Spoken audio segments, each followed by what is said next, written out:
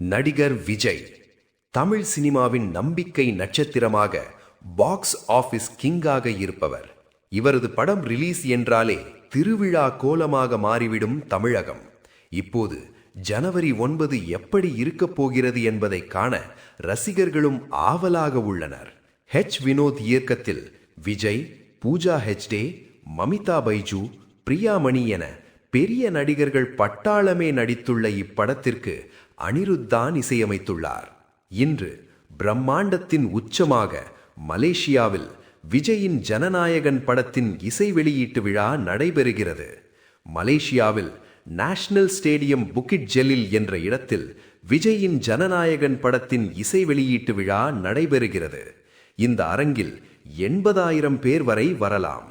தற்போது விஜயின் ஜனநாயகன் படத்தின் இசை வெளியீட்டை காண 75,000த்திற்கும் அதிகமானோர் பங்கேற்றுள்ளனர்.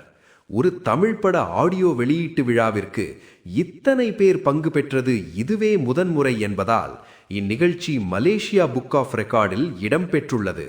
இந்நிகழ்ச்சி மேடையிலேயே விஜயிடம் சாதனைக்கான பட்டம் கொடுக்கப்பட்டுள்ளது.